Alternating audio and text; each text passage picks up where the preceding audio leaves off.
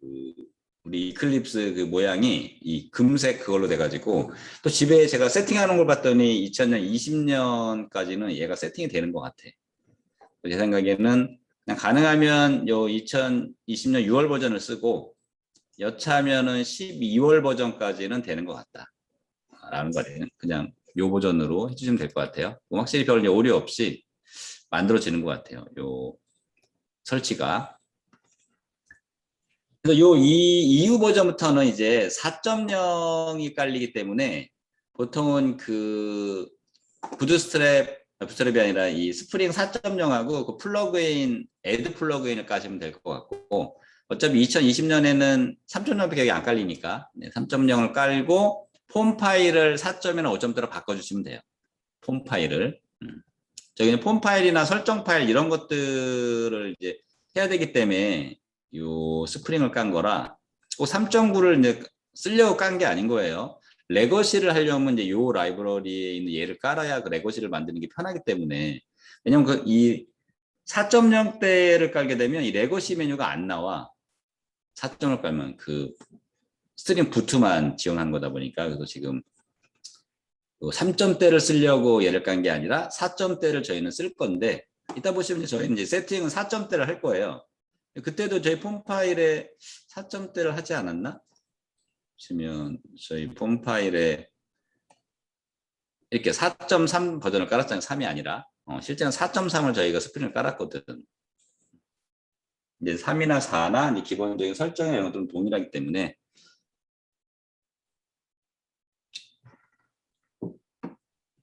그래서 이제 이런 것들을 깔아 이런 XML 파일, 이런 빈 설정 파일도 얘를 통해서 쉽게 만들 수 있다 그거예요. 그러니까 만약 내가 이런 빈 파일이 있으면 그냥 이건 어딘가 만들어 놓고 복사해서 그냥 써도 돼요. 근데 우리가 이런 이 이클립스에 있는 이런 플러그인을 깔아주면 이제 오른쪽 버튼 같은 경우로 쉽게 이제 만들 수 있으니까 이렇게 보시면 뉴에서 스프링 이런 설정 파일들을 만들 수 있다. 그러니까 이런 것들을 도와주기 위해서 깔았다는 거예요. 2020년에 3월 버전을 써라. 그리고 이 X는 신경 쓰지 않아도 된다. 왜? 지금 이렇게 실제 파일에 오류가 없기 때문에. 네. 자, 다음 어제 우리 요 스프링 얘기하면서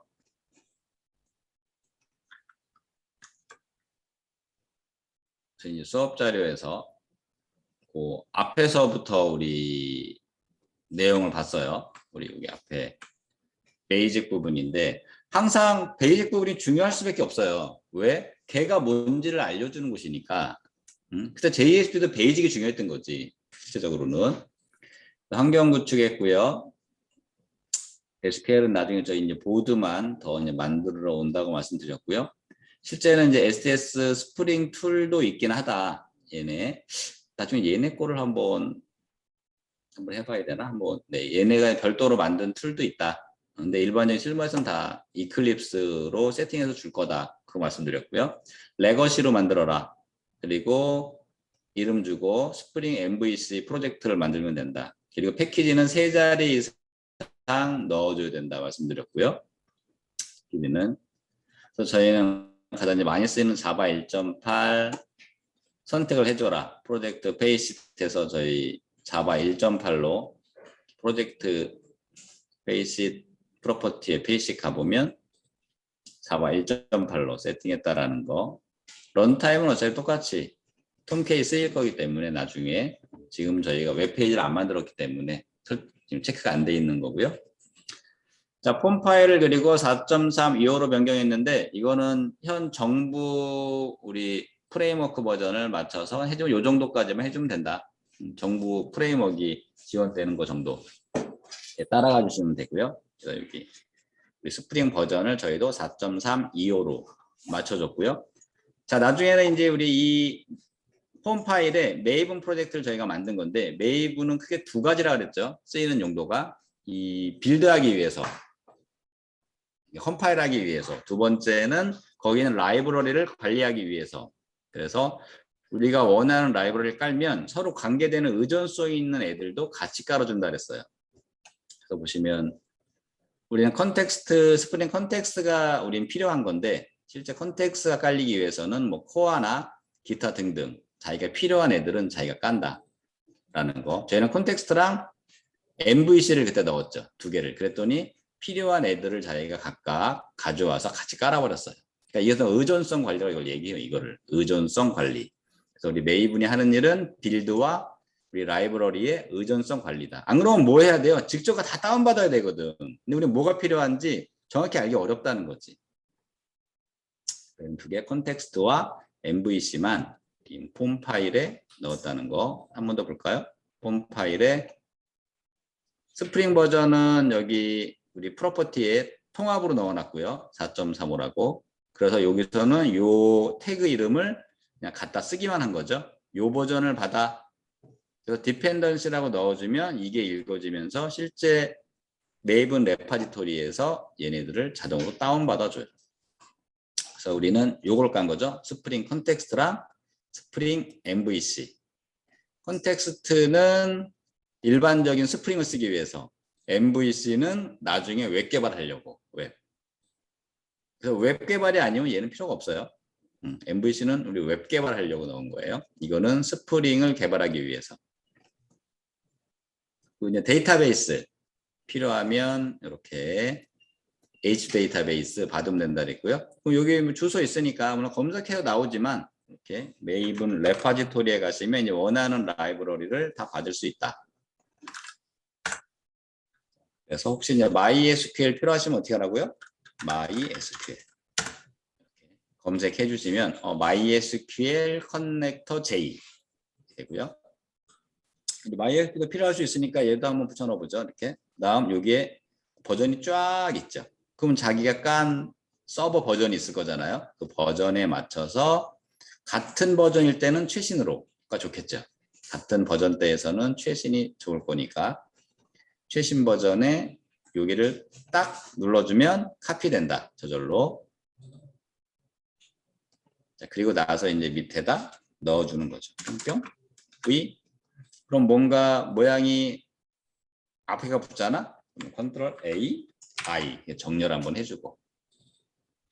그리고 이제 저장을 딱 해주면 얘가 다운을 쫙 받아요. 밑에 보시면 빌딩 쫙 하면서. 그럼 이제 여기에 우리 메이븐 디펜던시즈에 가보면 이렇게 MySQL 커넥터가 딱 들어와 있는 거죠. 이렇게. 나중에 필요하시면 이 위치에서 카피해 가셔도 돼요. 이 위치에 다른 데 쓸 거면 이게 진짜 다운을 받아놓은 거거든요. 이 위치에다. 바로 가기 메뉴 이런 거 있나? Go into? 아니, 그런 건 없네요. 그 고인트가 거기 바로 가기는 아니네. 폴더 열기 없나? 폴더 열기? 가끔 이게 거기에 가서 그걸 직접 받을 일이 있는데 폴더 열기 같은 게 없는 것 같더라고. 그래서 직접 아까 경로를 잘 찾아가시면 돼요. 어떻든 간에. 모르겠어. 여기 아시죠? 유저의 M2에 여기 가면 진짜 그 라이브러리가 있어요. 이렇게. 여기까지는 이제 기본적인 환경에 대한 얘기를 한 거고, 여기까지는 메이븐 레파지토리. 우리 또 월수금 강사님 또 여기 이거 안 끄고 가셨네. 이거 제가 로그아웃 한번 해주고. 네.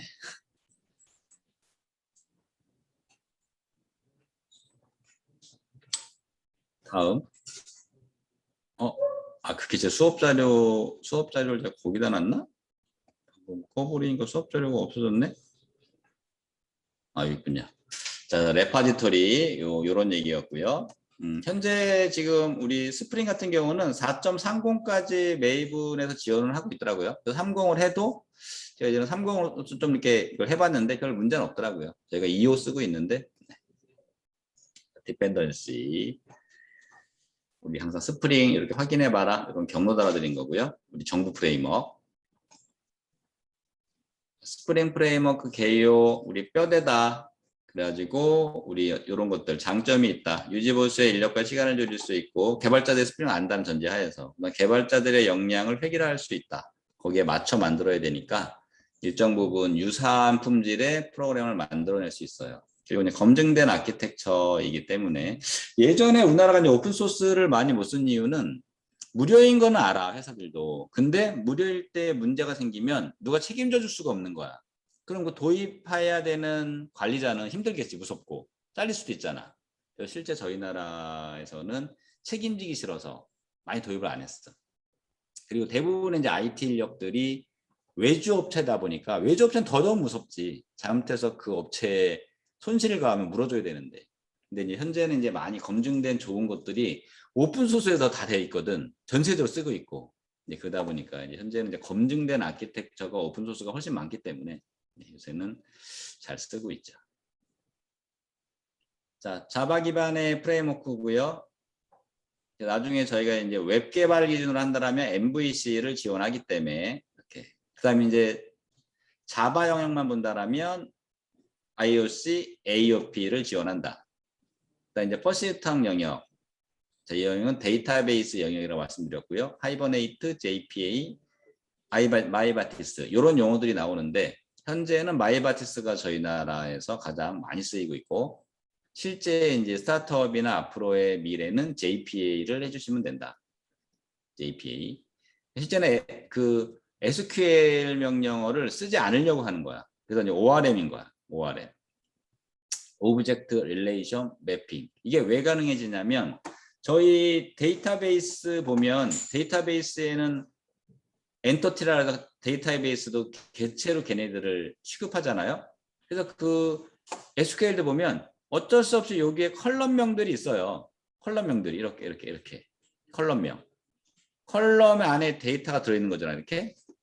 근데 우리 밸류 오브젝트를 만들어. 밸류 오브젝트. 그럼 여기에 뭐가 들어있어요? 필드가 3개 있지. 이 필드를 왜 만들어요? 여기 하나하나의 이 데이터베이스의 컬럼과 이렇게 매핑하고 싶어서.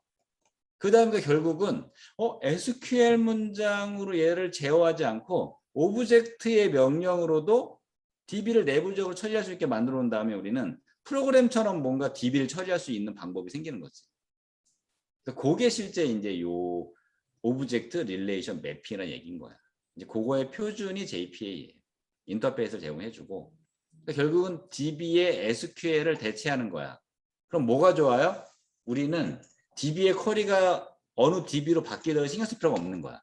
뒤에 어떤 DB를 쓰든지 우리는 앞에서 이거를 오브젝트에 있는 이 인터페이스로 만들어 놓은 거야. 넣어라, 셀렉트 해와라, 삭제해라, 업데이트해라. 그러다 보니까 뒤에서 이제 움직이는 거는 알아서 DB의 내용을 쿼리로 하지 않았기 때문에 요 소스가 바뀌지도 않고요. 요 DB가 교체돼도 우리 개발자에서 여기 DB 처리하는 분들은 신경 쓸 필요가 없는 거지. 하는 일은 우리가 DB에 넣고 싶은 거잖아. 그걸 오라클에 넣든, MySQL에 넣든, MS SQL에 넣든, 아니면은 뭐 몽고DB에 넣든, 파일에 넣든 신경 쓸 필요가 없는 거지. 우리는 뭔가를 넣으라고만 했으니까 얘는. 그런 개념이 요 개념이에요. 외국에서는 좀 많이 쓰였고 저희 나라는 마이바티스가 많이 쓰였어요. 왜냐하면 마이바티스는 어떤 설정 파일에다가 SQL 명령어랑 얘를 이렇게 매핑하는 거거든. SQL 명령어랑. 근데 이거는 새로 배워야 되잖아. 근데 개발자라면 SQL은 웬만하면 다 알거든요. 기본적인 내용들은. 그러다 보니까 저희 나라는 기형적으로 욜로 좀 더 발전했어. 제가 나중에 해볼 거니까 이제 그 얘기를 듣고 이런 내용들을 읽고 그때 이런 걸 읽어보면 영향가 있으면서 이해가 좀 쉽게 돼요. 지금은 이제 저건 또 무슨 말인가 하는 거지. 왜 JDBC도 지금 이제 간신히 적응하고 있는데 JDBC 쓰는 직접 SQL에서 직접 하는 거. 그래서 JPA까지 저희가 하지는 못하고 가장 우리나라에서 많이 쓰는 마이바티스까지는 해보려고 해요. 같이. 그리고 이제 JDBC까지 잘 따라오시다가 이제 마이바티스 갔을 때 또 어려워요. 그래서 이게 좀 나온다라는 거. 자, 스프링 우리 엔터프라이즈용 그 회사용 쉽게 말하면 이제 대기업용 뭐 만들어야 되는데 대기업용은 저번에 말한 것처럼 간단하게 파일 몇 개를 만들기가 어렵다. 그래서 그걸 도와주는 어떤 EJB라는 개념이 있었는데 이게 너무 어려웠다. 그래서 이거를 스프링이라는 어떤 라이브러리로 해결할 수 있게끔 만들어진 거다. 그래서 경량이다. 몇 개의 자르 파일로 이루어져 있고 아까 말했죠? 한 4-5개밖에 없다고 파일이. 그다음에 이제 객체 간의 느슨한 결합이 핵심이다 라고 얘기했어요. 객체 간의 느슨한 결합. 1차적으로는 객체 간에. AOP는 나중에 한번 해볼 거고요. 컨테이너의 개념은 이제 우리가 여기서 말하는 이제 항상 컨테이너, 그래서 우리는 톰캣도 딴 데서는 컨테이너라고 얘기해. JSP의 컨테이너라고. 그럴 때 이 컨테이너의 개념은 이런 내용이었구나. 특정 객체를 생성하고 관리한다. 그 설명 한번 했었죠. 톰캣 컨테이너로 올라가게 되면 톰캣은 서블릿 객체를 생성하고 관리해 주는 거다. 그걸 이제 서블릿 컨테이너로 얘기한다. EJB 컨테이너는 EJB 객체를 생성하고 관리한다. 그럼 우리 스프링도 톰케이너다. 어플리케이션 운영에 필요한 객체를 생성해주고 의존성을 관리해준다. 이 얘기했어요. 그래서 이건 뭘로 한 거지? 지금 어제까지 배운 바로는 빈을 생성해준다. 그게 객체 생성인 거지. 빈을 생성해준다. XML에 써놓은 빈을 생성해준다. 거기까지 어제 저희가 금요일에 했던 거예요. 그래서 인버스 오브 컨트롤 IOC 컨테이너 객체 생성 및 의존관계 처리가 결합도 낮은 컴포넌트로 구현 가능해진다. 왜 아까 우리 스프링이 이걸 지원한다 했거든요. 서블릿 컨테이너의 동작 순서를 보면 우리는 web.xml을 읽고 브라우저의 헬로 주소를 리턴해서 서블릿 객체를 생성하고 두 개의 메소드를 호출하고 두 개의 메소드의 실행 결과를 클라이언트 브라우저로 전송한다. 이건 이제 서블릿 컨테이너가 하는 이제 순서를 얘기하는 거였고요. 그래서 web.xml 헬로 서비스 만들어서 한번 해봤죠. 우리 컨테이너, 그러니까 서블릿 컨테이너가 이제 하늘 시점 이제 본 거였어요. 그래서 이제 쭉 이렇게. 다음 이제 우리 그 웹으로 가기 전에 일단 스프링의 특징을 보기 위해서 이 결합도 높은 프로그램을 만들어서 어떤 의미인가 결합도를 낮춘다는 개념은 그런 것들 좀 해봤어요. 그래서 삼성 TV 만들었었고 LG TV 만들었어요. 자, 그런 다음에 사용자 입장에서 써봤죠. 삼성 TV를 쓰다가 LG TV를 쓸 거야 라고 했더니 전체 소스를 다 수정해야 된다. 전체 소스를. 왜? 객체도 새로 만들어야 되고 메소드마저 다르니까. 그러니까 우리는 이 메소드는 제발 표준화하자. 왜? 표준화하면 인터페이스 한다는 거고 인터페이스화하면 우리는 다양성을 쓸 수 있기 때문에 결합도를 낮출 수 있다.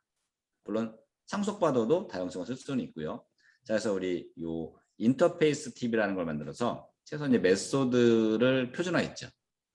그리고 써보면 이제 삼성도 그 표준에 맞춰서 TV를 만들면 되고 LG도 그 인플루먼 TV에서 TV의 인터페이스에 맞춰서 메소드를 만들면 된다. 그 이제 표준화라는 개념을 생각하면 된다라고 말씀드렸고요. 자, 그래서 이제 우리가 다시 TV 유저에 써봤더니 뭐만 바뀌어요? 여기에 있는 객체만 딱 바뀐다. 객체만. 나머지는 바꿀 필요가 없다. 그래서 여기에 있는 삼성을 LG로만 바꿔줘도 다 작동이 잘 됐죠. 왜? 이 메소드는 인터페이스를 다 구현한 거니까 바꿀 필요가 없다. 자, 두 번째는 그 결합도를 낮춘 두 번째 방법은 디자인 패턴을 이용해라. 디자인 패턴 중에 팩토리 패턴을 이용하면 된다. 그래서 팩토리 패턴은 공장에서 내가 객체를 만들고 누군가 요청하면 이 객체를 공장을 통해서 납품해라. 이런 개념이고요.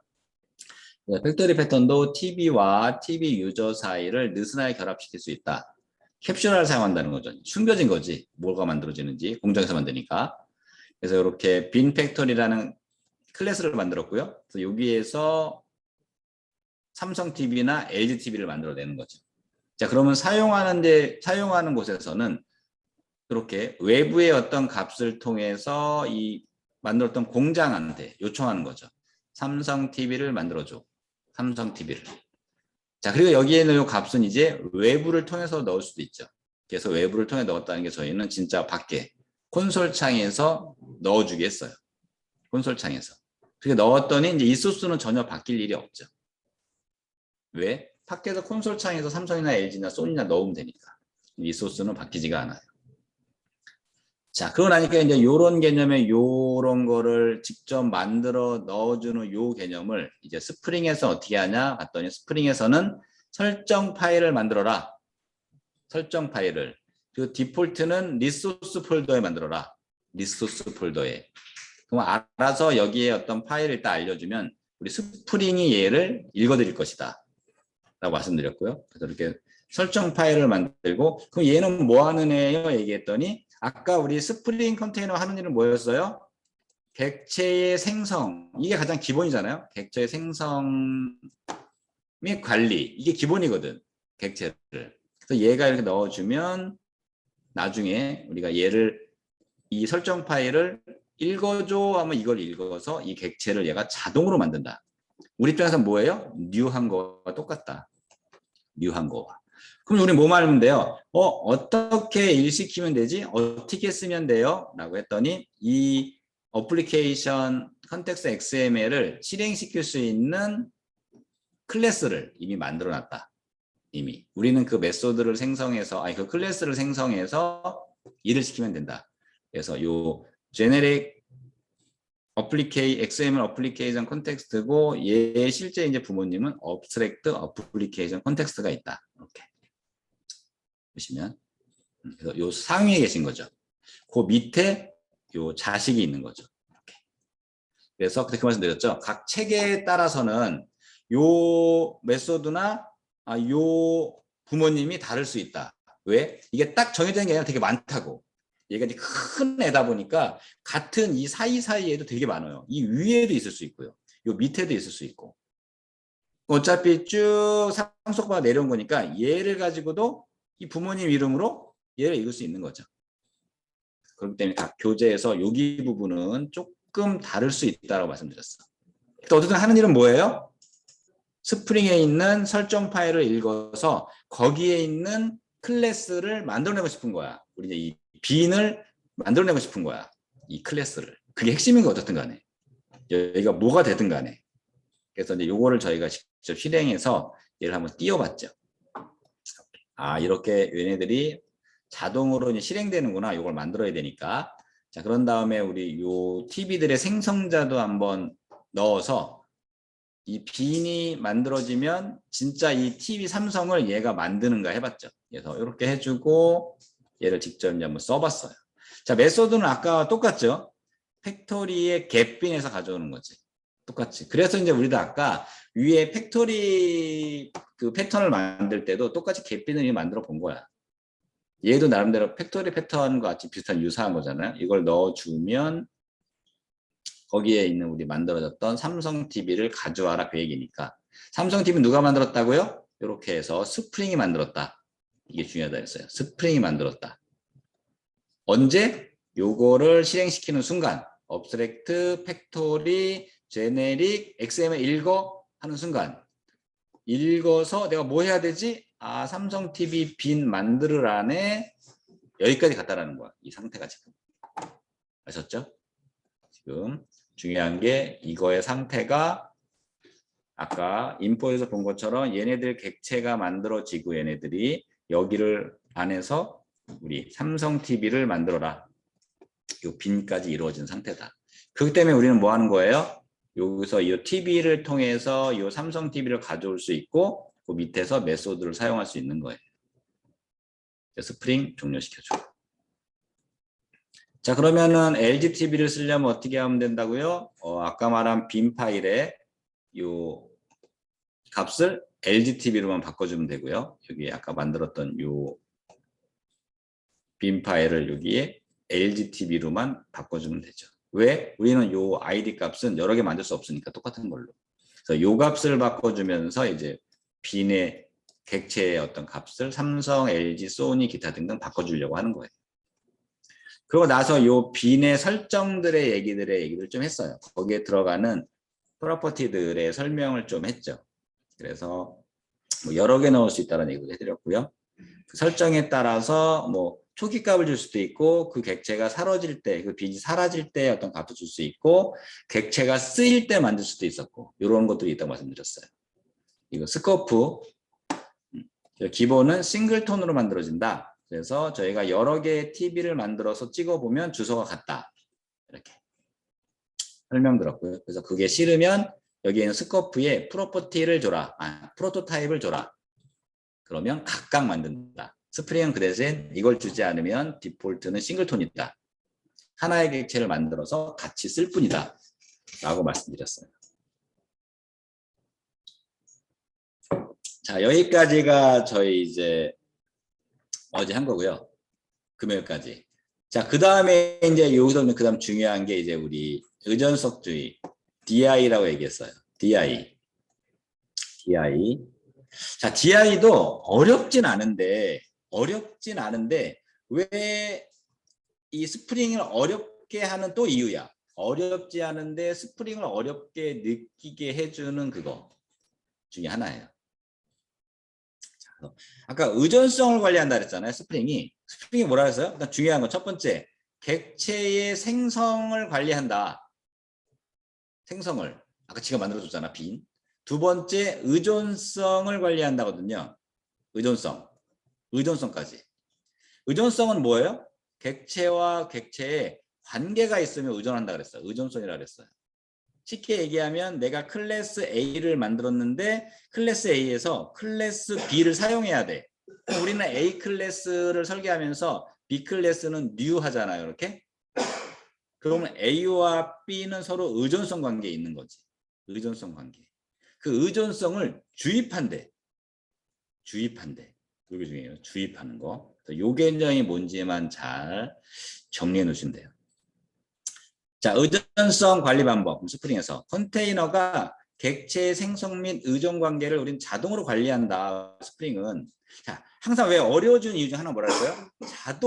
자동이 들어가면 어려운 거야. 알면 편한 건데 모르면 어려운 거지. 왜? 자동으로 하니까. 예전에 수동으로 운전하시는 분들이 자동으로 하면 편하구나. 편한 건 알잖아. 근데 그 자동이 뭔지 알면 편한 거지. 수동으로 운전하시는 분들이. 근데 그런 거 똑같아요. 알면 편한데 모르면 감춰져 있기 때문에 어려운 거다. 자동. Dependency lookup, Dependency injection, 방법이 두 가지가 있고요. Setter injection, Constructor injection. 자, 이제 요 개념에 대해서 이게 이제 중요한 개념이고요. 어떻게 중요한 개념보다는 어떻게 하는가를 얘기하는 거고 어떻게 무엇을. 그래서 디펜던시 룩업이라는 건 컨테이너가 객체를 생성하고 아까 생성을 우리가 이미 봤고요. 클라이언트는 생성한 객체를 검색해서 사용하는 방식. 우리 스프링이 우리 빈을 아까 하나만 넣었잖아요. 거기 빈에다. 근데 우리가 거기다 빈을 각각 다른 클래스 빈을 한 4개 만들었어. 자, 그럼 무슨 얘기예요? new를 4번 했다는 얘기지. new를 4번 했다는 거예요. 이미 만들어져 있다는 거야. 그 아이디 이름으로. 우린 갯빈에서 갖다 쓰기만 하면 되니까. 그럼 이럴 때 얘가 있는지 없는지 알아야 될 거잖아, 우리는. 그래서 이제 그런 것들을 룩업이라고 얘기해. 클라이언트에서는 생성한 객체를 검색해서 사용하는 방식. 실제 개발에서는 대부분 이 디펜던시 인젝션을 사용한다. 왜? 일일이 이것들을 다 명시하기에는 힘들어. 이 빈을. 그래서 나중에는 저희가 이제 어떤 명령 한 줄만 딱 써줘요, 거기다. 나중에 나오니까. 어쨌든 얘 많이 쓴다네. 얘가 일단 중요하구나. 그 대신 두 가지 방법이 뭐 더 있다네. 이 생각하시면 돼요. 얘를 쓸 건데 거의 두 가지 방식이 더 있다. 원래는 3가지인데 얘가 쓰인다. 그렇게 이해하시면 되고요. 디펜던시 이제 인젝션, 각 객체 사이의 의존 관계를 스프링 설정 파일에 등록된 정보를 바탕으로 컨테이너가 자동 처리하는 것. 의존 관계 변경 시 설정 파일만 변경하면 되기 때문에 유지 보수가 형성된다. 그래서 스프링은 설정 파일이 중요한 거예요. 그래서 어려워지는 거고 또 설정 파일이 나중에는 어노테이션으로 많이 대체돼요. 그래서 이 두 개가 같이 쓰이고 이 어노테이션의 역할을 익히는 게 스프링을 배우는 거야. 이 어노테이션의 역할을 배우는 게 스프링을 배우는 거다. 또는 XML의 어떤 설정을 의미하는 거, 그거를 배우는 게 스프링을 배우는 거예요. 나머지는 다 자바의 얘기야. 그렇게 바라보셔야 되고요. 의존성 관계, 객체와 객체 간의 결합 관계이며 하나의 객체에서 다른 객체의 변수나 메소드 사용 시 다른 객체의 생성 및 참조 레퍼런스가 필요하다. 그래서 이제 의존성부터 우리 한번 해보도록 할게요. 간단히 설명했지만, 자, 의존성 일단 다 닫아줄게요. 어렵지 않다. 하나의 클래스에서 다른 클래스가 들어가 있는 것, 그거를 저희는 의존성이라고 한다. 그래서 우리 삼성 TV에다가 스피커를 하나 넣어볼게요. 지금 여기에 이 삼성 TV는 잘 보면 의존성이 하나도 없어.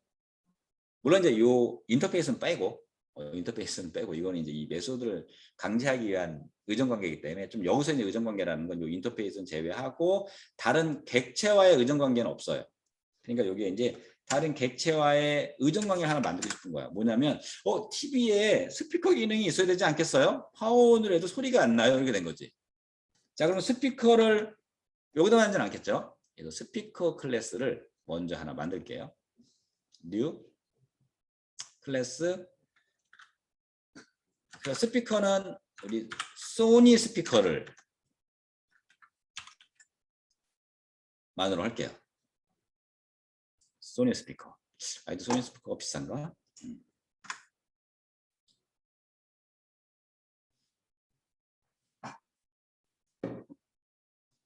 자, 이거 생성자 하나.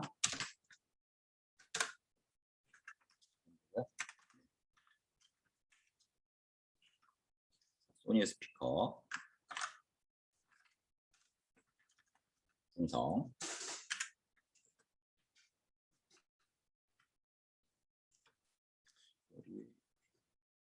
누구냐? 더 왔네요. 자, public, 그 다음에 이제 얘도 메소드가 있어야죠. 자, 소리 이제 이런 관련된 건 여기 이제 빼도록 하죠.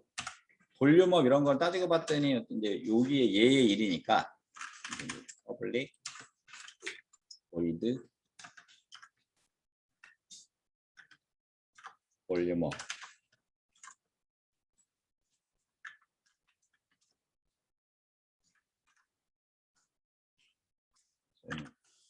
소니 스피커의 볼륨업.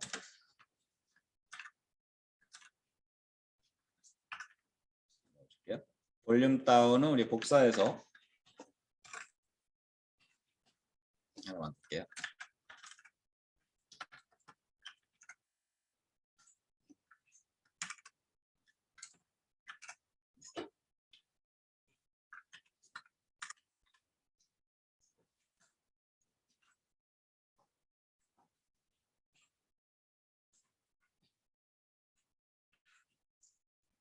그래서 이제 우리 삼성 TV에서는 방금 저희는 소니 TV를 사용합니다. 이렇게 하는 거죠. 그럼 어떻게 해야 돼요? 소니 TV를 써야겠죠. 소니 스피커를 저희는 사용합니다.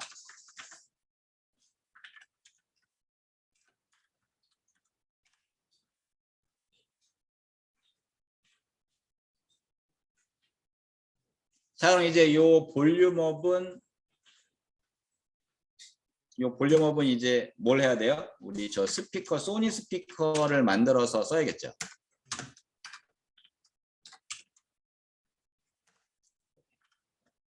그리고 스피커 점 볼륨업 이렇게 하면 되겠죠.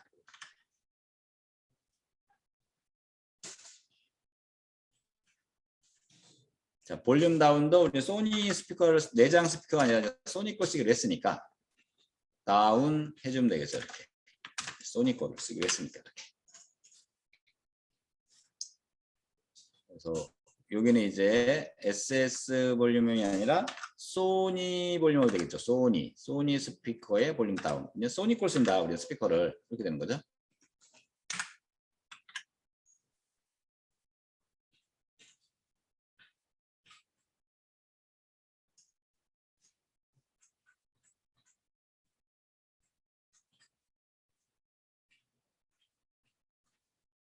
별거 없죠? 여기서 소니 스피커를 써야 되니까 하나 선언해 준 거고요. 그게 변수로 필요할 때 생성해서 쓴 거고요. 그럼 이제 우리 얘를 실행시켜 보죠. TV 유저. 자, 스프링 파일을 읽어주세요. 그 말이죠. 스프링 파일을 읽은 다음에 거기에 빈이 있으면 생성까지 해주세요. 가이죠. 걔의 위치는 디폴트는 리소스예요. 왜 저 빈이 열려야지. 열려라. TV, LG TV네. 우리 삼성 TV를 바꿨으니까 삼성으로 바꿔놓읍시다 여기를. 삼성 TV에다 지금 소니를 넣었으니까 이 빈을 삼성 TV가 만들어지게끔 바꿔줄게요.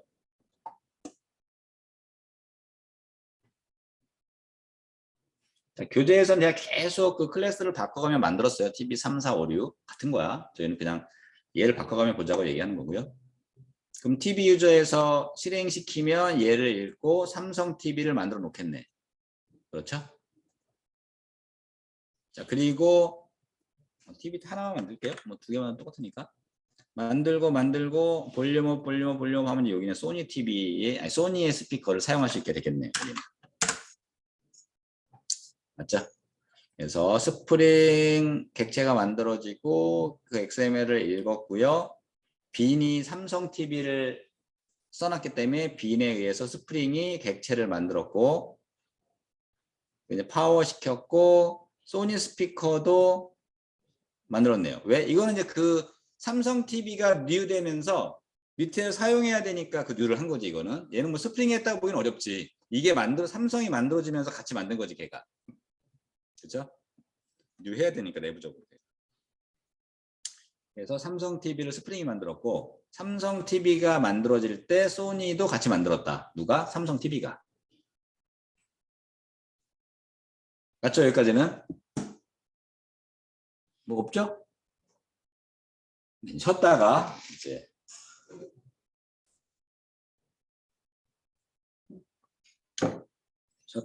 다음 문법 보도록 할게요.